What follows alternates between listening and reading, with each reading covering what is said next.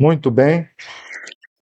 Nós hoje vamos começar uma série. Eu acho que o Vitor tem a imagem aí. Eu quero só falar com os irmãos. Bom, olha só. Crescendo em tempos difíceis. É a segunda carta de Pedro. E a minha pretensão é que hoje e mais 4 domingos a gente possa expor esta carta. Ela tem só 3 capítulos, mas de uma riqueza muito grande. Então nós estaremos concluindo e caminhando nessa mensagem, crescendo em tempos difíceis. Se for possível, estejam lendo a segunda carta de Pedro, ela é muito rica e preciosa para nós. Muito bem?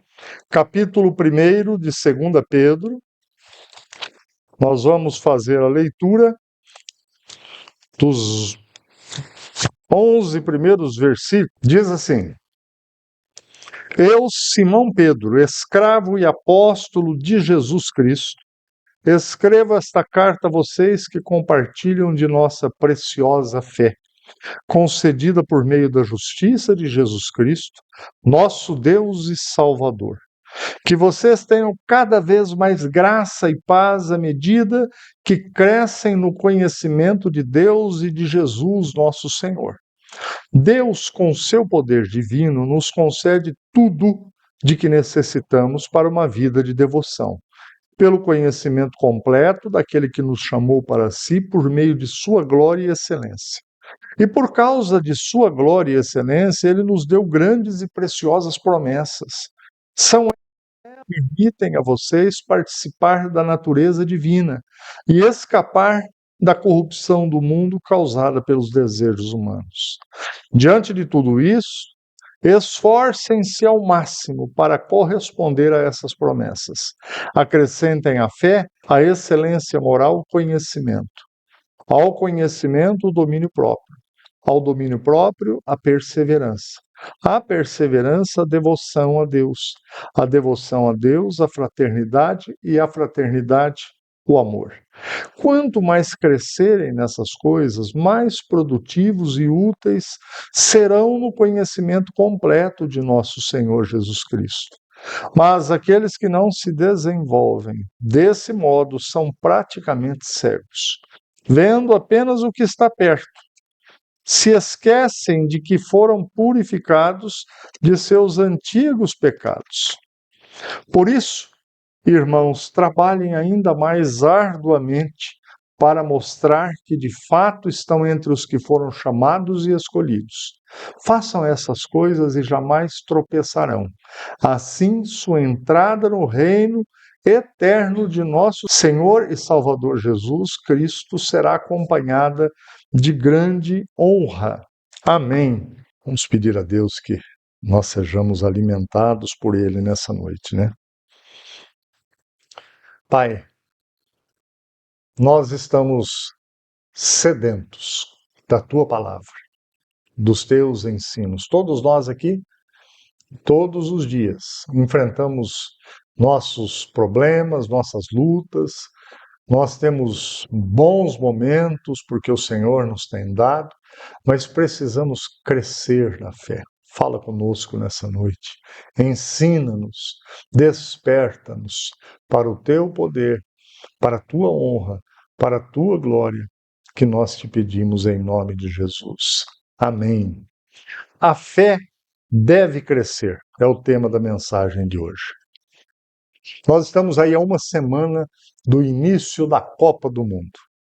E eu estava observando como é que as seleções são enviadas lá para os Estados Unidos, onde a Copa está sendo disputada.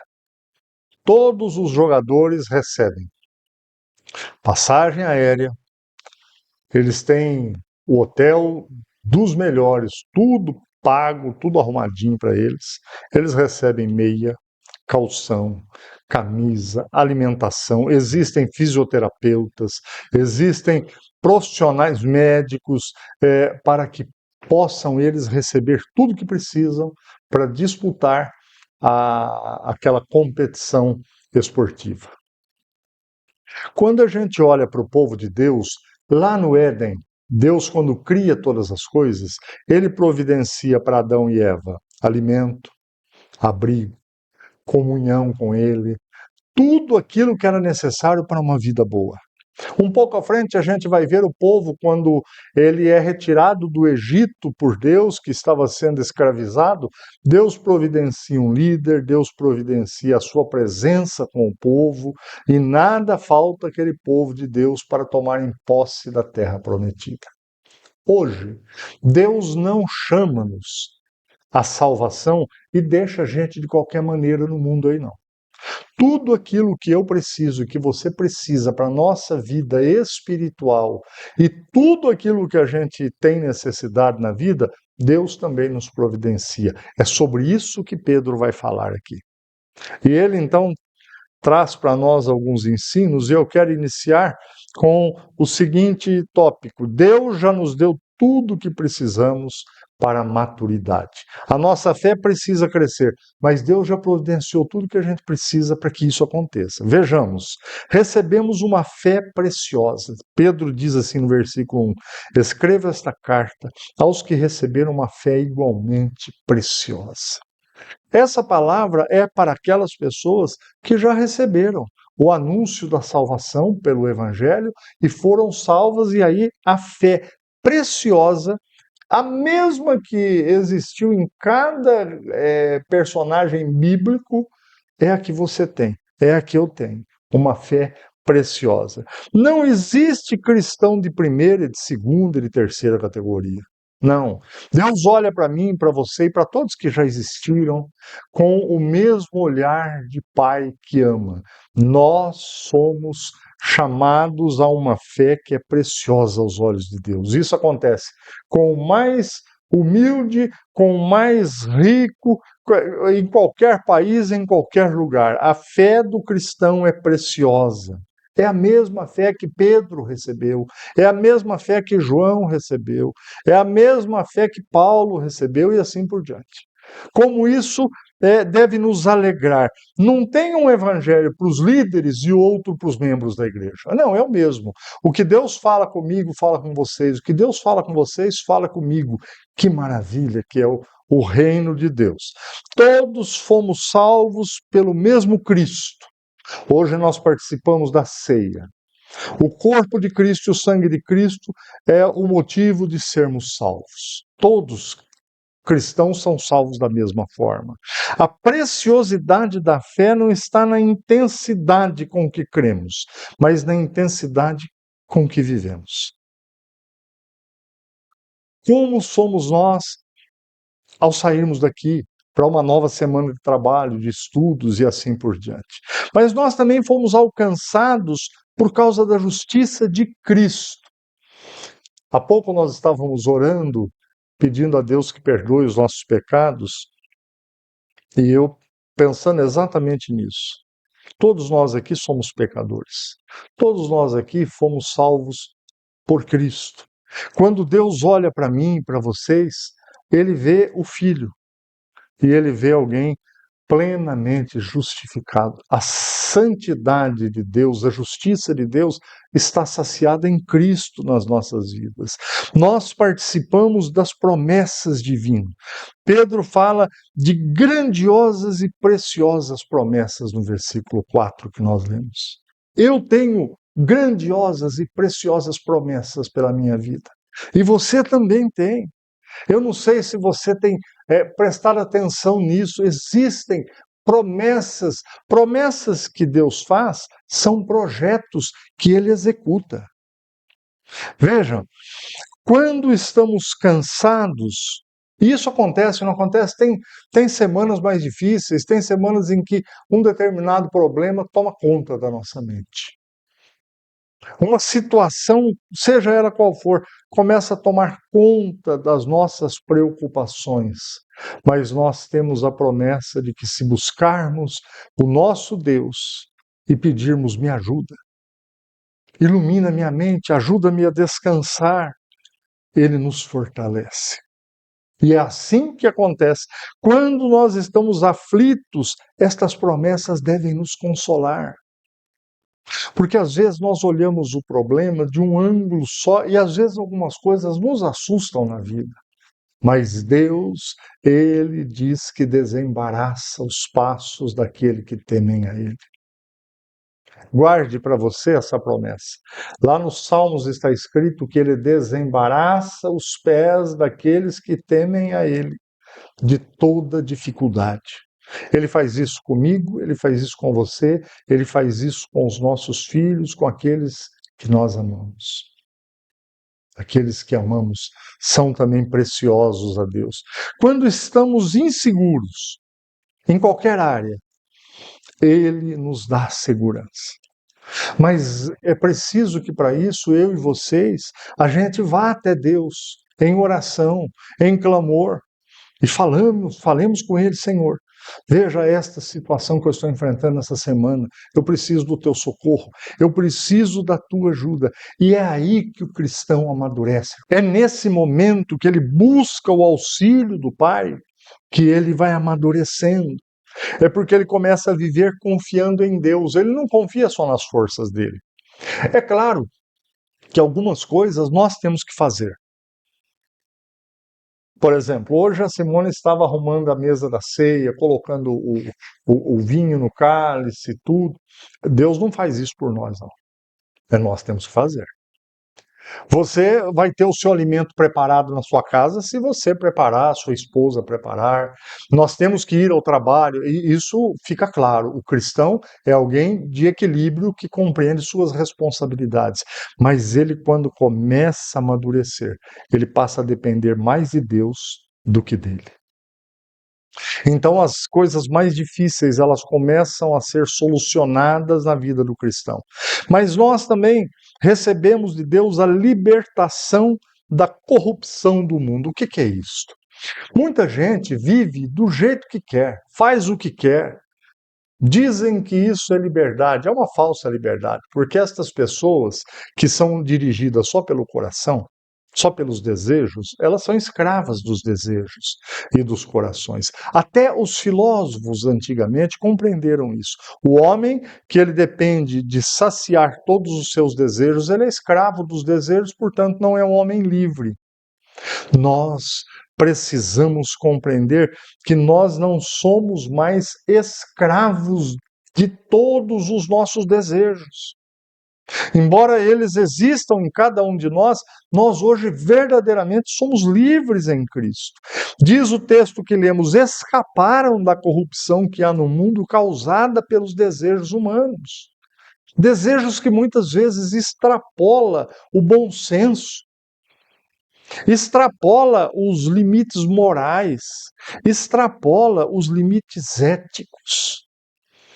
Nós temos visto quantas coisas horríveis acontecerem. Os noticiários trazem aspectos difíceis de compreendermos. Esses dias foi condenado aquele médico que matou o enteado, aquele Jairinho. Meu Deus, uma criança sofrendo, apanhando até a morte. São desejos do coração humano. Não sei que tipo de doença que pairava sobre aquela casa. E assim nós estamos vendo para tudo quanto é lugar. Pessoas sofrendo por causa dessa corrupção dos desejos que habitam os corações. A conversão não muda apenas o destino eterno, ela muda a direção da vida.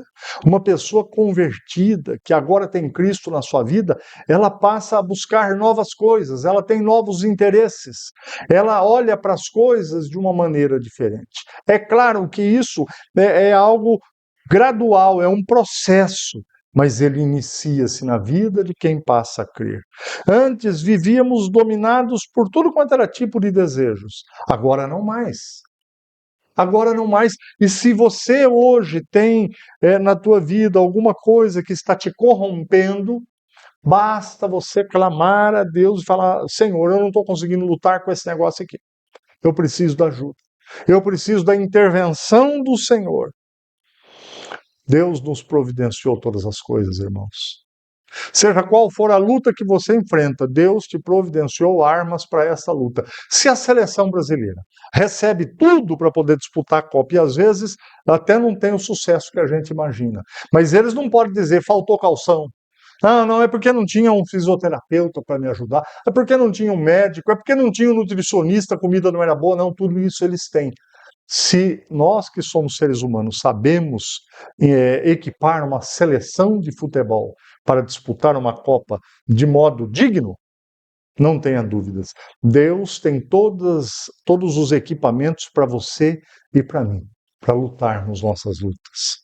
Em segundo lugar, Deus espera que a gente cresça continuamente. Vocês já imaginaram se nós temos um filho e ele para de crescer? Para de crescer, a mãozinha não cresce, o pezinho não cresce, as pernas não crescem mais.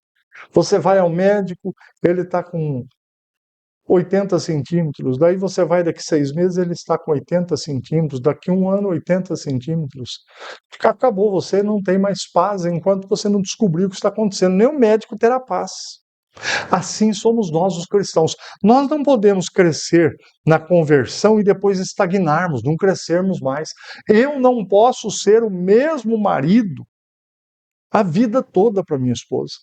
Eu tenho que melhorar, eu tenho que mudar, eu tenho que me preocupar com isso daí. Assim nós todos, maridos, esposas, amigos, irmãos, funcionários, a gente precisa crescer continuamente. Mas para crescermos continuamente, Pedro vai nos orientar aqui. Ele diz assim, ó, no versículo 5, esforcem-se para responder às promessas de Deus. É preciso esforço para ser um melhor marido. É preciso esforço para ser uma boa esposa, melhor esposa. É preciso esforço para ser um melhor filho. É preciso empenho. Diz Pedro, acrescentem à fé preciosa que vocês receberam a virtude. Virtude, gente, é o oposto de vício. Virtude é o contrário de erros constantes. Virtude fala de uma excelência moral. E aí só existe um jeito. Você e eu passamos a ter excelência moral se os princípios bíblicos começarem a fazer parte da nossa vida.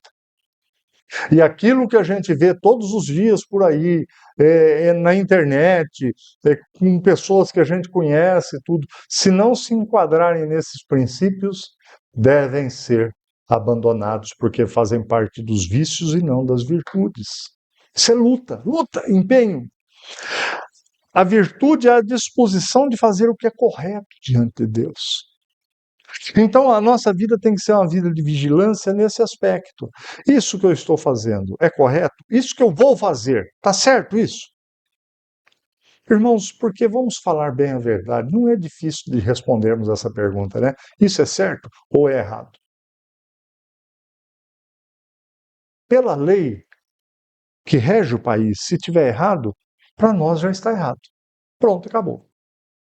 Mas em segundo lugar, Pedro fala, olha, a virtude, o conhecimento, não se trata apenas de informação bíblica, é de conseguir fazer uma leitura no mundo que a gente vive, no lugar que a gente trabalha, na nossa casa. Quando a gente se reúne aqui, eu costumo dizer que a igreja é uma maravilha, ela é muito bonitinha a igreja.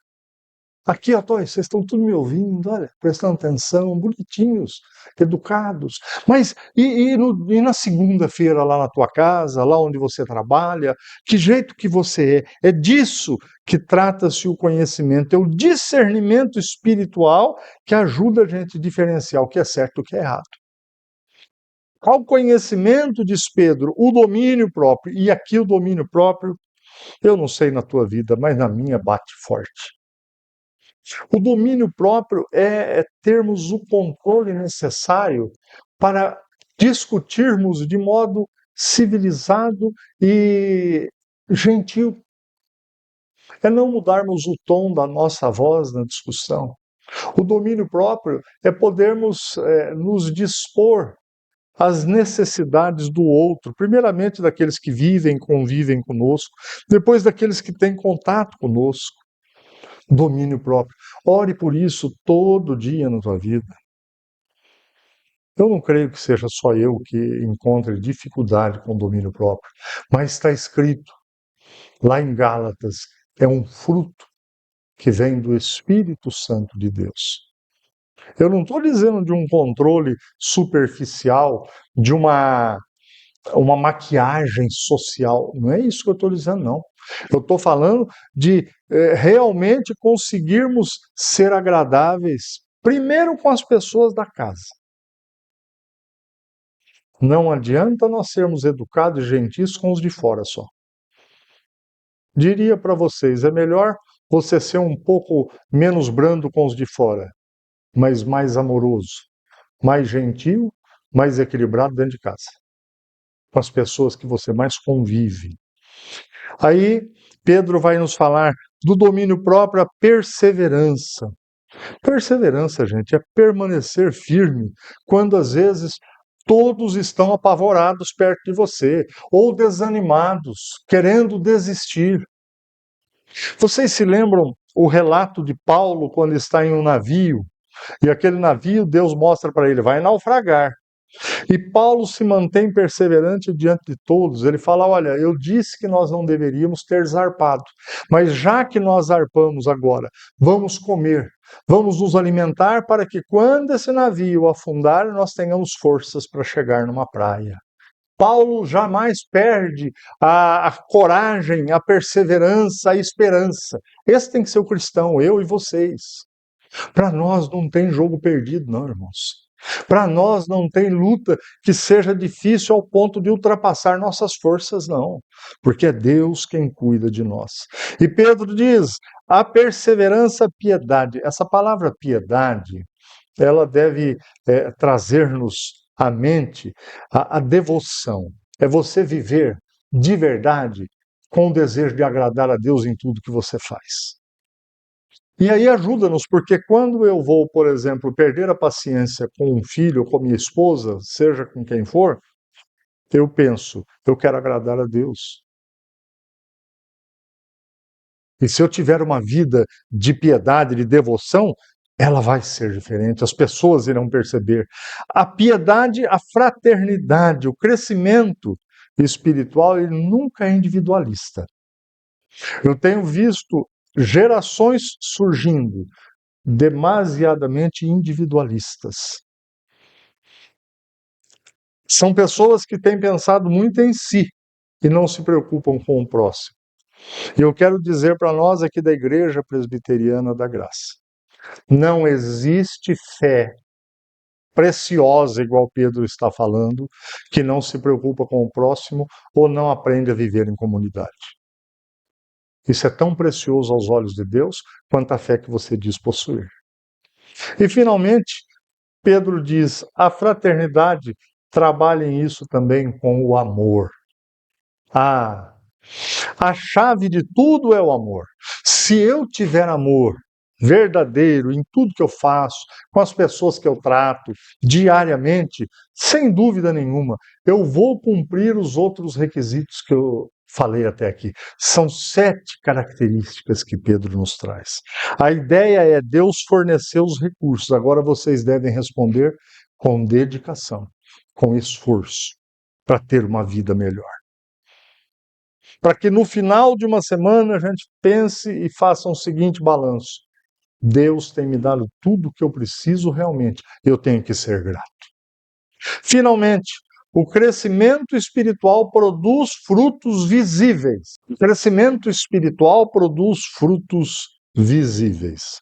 Não tem jeito de dizermos que temos uma fé preciosa, que Deus nos deu por meio de Cristo, que nós somos equipados com tudo que precisamos para viver e não produzirmos frutos. É preciso produzir frutos. Tem um irmão nosso aqui, seu Sebastião, ele mora ali no Pécora. É Pécora, não é? Otávio Pécora. E ele tem um pé de jabuticaba lá. E o pé de jabuticaba dele não produzia. E ele estava desanimado com o pé de jabuticaba. Ele falou, eu penso até em cortar, pastor. Todos que têm um pé de fruto, quer ver o fruto. Deus quer que você tenha fruto, que eu tenha fruto na minha vida. Quais são os frutos que você tem dado? Quais são os frutos que eu tenho dado? Diz Pedro, quanto vocês mais crescerem dessa forma, mais produtivos e úteis serão. Deus não deseja crentes que não produzem. Lá em João capítulo 15, Jesus falando sobre a videira verdadeira, ele diz assim: olha, se vocês estiverem unidos a mim, vocês são os ramos, eu sou a videira. Se vocês estiverem unidos a mim, vocês produzirão frutos. Aí vem assim, ó, vírgula, muitos frutos. O cristão maduro, ele influencia pessoas, ele serve pessoas, ele testemunha, ele abençoa outras pessoas. Ele ora com pessoas, ora por pessoas, ele tem que ser alguém que dá fruto. A fé saudável produz frutos. Você tem sido solícito com as pessoas próximas a você, você tem dado frutos. A fé madura, ela evita cegueira espiritual. Diz Pedro, quem não cresce nessas coisas é míope ou cego. Eu não sou cego, míope eu acho que eu sou. Mas não na minha vida espiritual, estou dizendo do óculos mesmo, né? Nós não podemos ser míopes ou cegos na vida cristã. A falta de crescimento produz uma vida deficiente, limitada. O que eu quero dizer é o seguinte: você poderia desfrutar muito mais da tua vida espiritual do que desfruta. A sua vida era para ser muito melhor. Eu estava conversando com o meu genro Yuri sobre videogames que os jovens gostam de jogar. E ele me disse que cada videogame você, no jogo lá, compra umas arminhas, umas pecinhas para equipar melhor o jogador. E ele diz que tem coisas assim, as pecinhas caríssimas. Porque o jogador que tem essas pecinhas fica forte, né? Assim é a vida cristã, se nós prestarmos atenção no tipo de frutos que nós estamos dando. Deus nos equipa, gente. A nossa vida é para ser melhor do que ela é. Quem sabe você tem questionado até a tua vida espiritual. Deus está falando com você hoje o seguinte: olha, a tua vida pode ser melhor. Você pode ser mais alegre, você pode ser mais contemplativo das bondades e da graça de Deus na sua vida. Basta você enxergar isso. A tua vida pode ser melhor. Comece a viver para o presente, buscando ser diferente. Esquece coisas que não estão te ajudando. Uma vez diz que um rapaz estava fazendo a escalada de uma região muito íngreme assim, e com muita dificuldade, e alguém chegou para ele e falou: olha, você não vai aguentar subir até o topo da montanha, não. Você está carregando muito peso nessas mochilas que você está levando. E convenceu aquele moço a deixar mais da metade do que ele estava carregando, que não era útil nem necessário. E ele então conseguiu subir aquela montanha. Nós, às vezes, temos carregado tanta coisa que a gente não precisa conosco, gente. Às vezes nós temos carregado falta de perdão. Às vezes nós temos ódio no coração. Essas coisas só nos atrapalham. Essas coisas só impedem o nosso bom relacionamento com as pessoas. Nós precisamos deixar o passado lá para trás, irmãos. Nós precisamos agora, no presente, carregar com as necessidades do presente. E se está difícil alguma dessas áreas, fale com Deus. Confesse isso a Deus, que Ele vai te ajudar a perdoar, a desfazer-se daquilo que não te ajuda. O que é que tem pesado e que não te ajuda? A vida produtiva conduz-nos a uma entrada gloriosa no reino. Eu imagino que vocês já saibam que nós todos aqui devemos morrer. Claro que não é agora, mas nós vamos morrer. E quando morrermos, para onde vamos? Algumas pessoas pensam, quando morre é igual apagar uma luz, acabou. Não, não é. A Bíblia não diz que é assim. Você fechou os olhos, partiu deste mundo aqui, abre os olhos na presença de Deus, mas ou é para juízo ou é para salvação. E Pedro vai dizer: vocês receberão, vivendo de modo adequado, uma grande recepção no reino eterno. o cristão que amadurece enquanto caminha aqui. Ele não é melhor do que os outros, mas ele aprendeu a viver de um jeito que agrada a Deus e dá qualidade para a sua vida. A sua esperança de verdade não está só em coisas aqui desse mundo, está no reino de Deus. A motivação final não é aplauso de homens. Isso tudo passa, gente. E tem o seu lugar, tem a sua importância na nossa vida, mas essas coisas todas passam. O reino de Deus é eterno. Uma laranjeira não precisa colocar uma placa nela. Produz laranja. Vocês já viram alguma laranjeira com a placa produz laranja aqui? Ou uma pereira com a placa aqui produz pera. A outra aqui produz caju. Aqui produz coco. Por que não precisa da placa? Porque quando você vê um pé de laranja, você sabe que aquilo deve produzir laranja. E assim por diante. O cristão tem que produzir frutos. A pergunta que esse texto faz para nós, final, é: eu estou mais parecido com Cristo do que há um ano atrás? Eu estou crescendo no conhecimento de Deus? A minha vida está tendo qualidade melhor? E aí é o seu coração na presença de Deus que tem que responder. Eu espero que nós possamos compreender a necessidade de ter uma fé que realmente cresce, para a glória de Deus, e para que nós tenhamos uma vida cada dia melhor aqui, mais alegre, mais cheia de paz, mais bem resolvida. Que Deus assim abençoe-nos. Amém? Vamos ter uma oração final. Feche os teus olhos. Pai, nós queremos descansar no Senhor. Sabemos que não somos perfeitos, sabemos que temos falhas e desejamos nesta noite colocar estas falhas na Tua santa presença, nossas vidas na presença do Senhor e clamarmos a Ti. Ajuda-nos a entendermos a importância do crescimento na fé. Ajuda-nos a termos uma semana melhor. Ajuda-nos a enxergarmos coisas nas nossas vidas que talvez precisem ser abandonadas, largadas. Outras que talvez precisem ser mais bem cuidadas. Abençoa essa nossa nova semana, meu Deus. Ajuda-nos a termos os nossos relacionamentos melhorados, porque o Senhor já nos equipou com tudo que a gente precisa. Nós clamamos, meu Deus, por uma vida melhor, segundo a Tua palavra, que é bondosa, que nos ensina, que nos orienta. Oramos em nome de Jesus. Amém.